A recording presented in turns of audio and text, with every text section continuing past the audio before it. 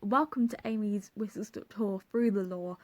Now, in this episode, we are looking at consideration. I know, I've had a few weeks off and I'm back with a bang. But to be honest, this is possibly one of the most controversial aspects of criminal law. Consideration is not the same as being considerate. We all know that tends not to be a key feature of contract law. Consideration is giving the offerer something in return for whatever they've offered you. So today we'll look at what consideration is and why we have it on our law books. So where are we now in this series? Well, we've offered, accepted, and now we're dealing with consideration, without which there isn't a legally binding contract. Consideration is giving the offerer something they want in exchange for whatever they've promised. I offer you 10 oranges and I'm asking for £5 in return. Okay, you say, accepting my offer, and now you give me the consideration I've asked for, the £5 note. We have this doctrine of consideration because otherwise I could offer you my orange, asking for nothing in return, and if I didn't hand it over, you could take me to court. Now, this isn't an exchange. This isn't bargaining. This is being charitable. I'm giving you my orange. And UK courts don't involve themselves in such matters, whether you agree with it or not. So consideration is all about cementing into contract law the notion of exchange, of one party giving the other something in exchange for something they want. So here is an example of consideration in action. Now, just as a side note, remember from the last video that bilateral agreements involve a promise in exchange for a promise, so to speak, meaning one person promises to give wheat, for instance, and the other party promises to give them money in return. So when I talk about the promisor and the promisee, that is just for one of the promises, such as a promise to give wheat here, and each promise needs to be backed up by consideration. I always used to get confused with the terminology of like promiser and promisee, but it really isn't that complicated. And just remember that they both act as promisers and promisees in their own ways. I'm just showing you this example from the angle of the first promise. So the promiser is promising to give the promisee 5 kilograms of wheat. And the promisee is agreeing to give the promiser the £5 that she wants in return for the wheat. The £5 is the consideration for the promiser's promise and moves from the promisee to the promisor. Can I say promise any more times? My God. Now, without trying to confuse things, I can also show you this exchange, but from the angle of the other promise. Right, so here's the promise. The promiser is promising to give £5 in exchange for the wheat. The consideration which supports his promise is the wheat, which moves from the promisee to the promiser, as all consideration does. It's all quite simple, really. Basically, they just did a deal and exchanged some wheat for some money, but both parties have to get something that they asked for in return, and this is their respective considerations. Consideration is a means of distinguishing unenforceable agreements from contracts. If someone offered you their cake from their lunchbox, you shouldn't be able to take them to court if they forget to give it to you and eat it themselves. A key principle in our law of contract is that you shouldn't be able to enforce a promise without giving something in return. In Curry and Miser, it was said that a valuable consideration in the sense of the law may consist either in some right, interest, profit or benefit accruing to one party, or some forbearance, detriment, loss or responsibility given, suffered or undertaken by the other. So basically, you either benefit or they detriment. Now, Lord Dunedin, I don't know, he said, consideration is the price for which the promise of the other is bought. And I like this definition because I really think the word promise can be deceptive, in that the promises that we're used to are usually social and domestic promises. But promises in a business context are very, very, very rarely made just to be nice. Businesses act in the interests of their shareholders, and promises are made for their own gain or benefit. So there are a couple of rules about what constitutes good consideration. Number 1, the consideration must be what the promiser has asked for. In Coombe v. Coombe, a husband promised his wife he'd give her regular money instalments, and then he stopped giving the money, and the wife understandably tried to take him to court, but he'd never asked for any consideration, and she'd never provided any, so they did not have a contract. Now, consideration is what the promiser wants, as I said, and if you ask for a pair of Nike shoes and I give you Adidas, that isn't good consideration. Right, rule number 2. Consideration must move from the promisee to the promisor, but it doesn't have to move to the promiser. So if I promise you £500 if you sing at my daughter's birthday party, or if you deliver a birthday present to my nan, it's still valid consideration, even if the consideration doesn't directly move to me. However, the consideration must move from you. So if I promise £500 if you sing at my daughter's birthday party, and you were too lazy and sent your wife round to sing instead, that's not valid consideration. That's not what I asked for. Right. Rule number, I've now written 2 here, but it's actually number 3. Rule number 3, consideration must be sufficient, but need not be adequate. Now, what on earth does that mean? Well, it means you can ask for anything, even if most people would think you've got a really bad deal. So you can sell your horse worth £10,000 to someone and charge them just £1 for it, even if that isn't adequate in the eyes of most people. It's up to you what sufficient consideration is. Now, in the case of Chappell & Co. against Nestle, Nestle offered to give away records if you posted them free chocolate bar wrappers. So their consideration was the free used chocolate wrappers. Now, I think this is the first case we come to where consideration just seems a bit weird. Like, is that really an exchange like the Victorians imagined? Isn't it a bit strange that the agreement wouldn't be valid without the free chocolate bar wrappers being sent in the post? I don't know. Now, consideration is sometimes tokenistic. For example, in Thomas against Thomas, Mrs. Thomas agreed with her husband that she should have the use of the house as long as she didn't remarry. She was asked to pay £1 per year to Mr. Thomas under this agreement. I think she got a pretty good deal here.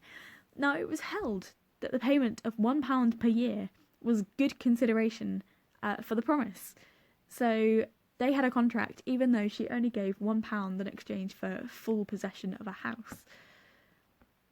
Now, the consideration you give can be as simple as a peppercorn, as Lord Somerville once observed. If that's what the offerer wants, then that's what you can give as consideration. And sometimes you do get nominal, tokenistic considerations, because in the modern world, we don't exchange things like the Victorians did, and contracts don't always involve a clear exchange, which we can call consideration. You might think, well, what is the point of consideration then? Well, I think consideration has a use, because even if it no longer literally shows someone's commitment to the bargain at hand, working out consideration is a deliberate act. So if you want to show your intention to be legally bound by a contract, then you can seek to include this formality, consideration, as evidence of this. I think that's the key purpose that consideration serves now. Now, back on track. Number 3. The third rule of consideration is promising not to enforce a valid claim is good consideration. So, if a business was threatening to sue, refraining from doing this, so not taking you to court, is considered good consideration. It benefits the offerer, obviously. But if you know the claim is invalid, then that's not good consideration. Number 4. Past consideration is not good consideration. as it has already happened, so it isn't really a bargain or exchange. The act which might constitute the consideration preceded the promise, and as such it doesn't constitute the price for the promise, as it was said before. For instance, if a dad promised to give his son £5 because he scored a goal in last week's football match, that's already happened, so it's not good consideration. Whereas if he promised his son £5 if he scored a goal in next week's football match, that is good consideration. Now, if you're already obligated to do something, then this isn't good consideration. Like police are already under a public duty to do their job. You can't say, oh, I'll give you £5 if you protect me. They already should be doing that. In Collins and Godfrey, Collins was under a public duty to attend court, but then he asked Godfrey to pay him for that. Godfrey was not required to pay him because he was already obligated to be there. We'll cover more of this in a later video on modification, because you also have to give fresh consideration when a contract is modified, and that is very controversial.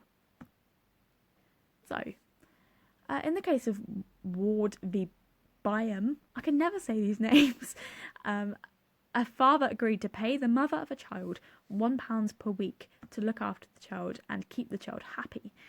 Now, the mother was already under a legal duty to look after the child, her child, but Lord Denning, he said the father was benefited by the mother's promise to look after the child, just as he would be if it was a neighbour looking after his child. So it was valid consideration. Now, the other judges had different reasons for coming to this conclusion. It could be said, for instance, that the mother had promised to keep the child happy and had gone above and beyond her legal duty. So there is some leeway about this. That is all for my 5 rules of consideration, and I know I got the numbering wrong, but there are 5. You might be left wondering what the purpose of consideration is. Now, ancient Scythian contractors would add drops of blood from both parties to a vase of wine, and then they'd dip their swords in, and then they'd drink the wine, and that would be their way of sealing a deal. It showed that the parties were serious. Now, in modern-day England, we just use consideration, we're not that gory. But this act of giving the offerer something in return is one of the formalities that you have to abide by to have an enforceable contract. It distinguishes mere friendly promises from legally enforceable promises, and you can usually quite easily identify what the consideration is. But there are some contracts, such as marriage, where you almost think, do we need to have some kind of material asset exchange, by which I mean the wedding rings, just to prove we're dedicated to the marriage contract? I'm not sure whether it's always necessary to have consideration for a contract to be valid, but the law doesn't agree. Now, a lot of scholars say that contracts are exchanges. They are bargains between two parties. So consideration is a means of providing that your situation, your agreement, is the type of agreement that should be going to court. It is serious enough to go to court. The need for consideration filters out most social and domestic agreements, like, who's looking after the children, and keeps them in their appropriate sphere, which is, out of court. Yet so often consideration is literally searched for by judges in business agreements.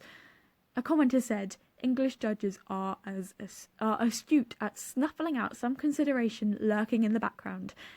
You'll have two parties who clearly intended to make a contract, but the actual consideration can be very difficult to discern. Now, what about when one business promises not to compete with another business, perhaps in order to increase their business amiability, or to repay an earlier promise? If there's no consideration, this isn't legally binding. And is this really any less enforceable than when the other business pays them a few quid in return? I don't know. So often in the modern age, business negotiations and dealings are long and complex. Businesses can work together all the while pursuing their own aims, and exchanges aren't generally one-offs anymore. Now, this is P.S. Atiyah. He was critical of the doctrine of consideration and spoke influentially on it. Atiyah criticises the bargain doctrine for cementing in rigid rules and abandoning the reasoning behind them. He concludes that the bargain theory is manifestly inconsistent with a mass of case law, and emphasises the court's protection of relied upon promises, because surely relying on another's promise is just as much evidence of commitment to the promise as a transfer of consideration. And it's particularly controversial when it comes to modifying a contract. Say you both want to change it somehow, because you need new consideration for this. You can't keep doing what you're doing. So if you have to charge me more money for the flat I'm renting, you have to give me something more in return too. I'm slightly at a loss for consideration, because I know you don't want to overrun courts with husbands saying that their wives promised them a great holiday away and then they didn't uphold the promise. But I think that the doctrine of consideration is so often tokenistic. It's so often something done so that the courts recognise an agreement as legally binding. It's basically a formality now, and I just can't see that it's always necessary to have a pseudo-exchange when that doesn't seem to always reflect someone's dedication to a promise. And furthermore, if a business promises to give to charity, for instance, they aren't getting anything in return, so they don't actually have to uphold that promise as it's not binding. Yeah, surely this promise should be as binding as any other promise. Surely they should keep their word. I don't know. It's certainly debatable, and maybe the time has come where proving someone's intention to create legal relations, as spoken about in the last video, and consideration are both performing overlapping roles. Is there still a place for both of them in contract law? Do we need consideration and the doctrine of intention to create legal relations? So, consideration is confusing, necessary, and maybe nonsense as it drifts from its roots to the point where we can't even fully discern why it's in our legal system. It's certainly interesting that Supreme Court judges have spoken about their dissatisfaction with this doctrine, but for now, it's very much there. Thank you so much for watching this video. I'm sorry it's been so long, and I'm sorry if you're now more confused than you were to begin with. Yeah, I'll see you soon. Bye!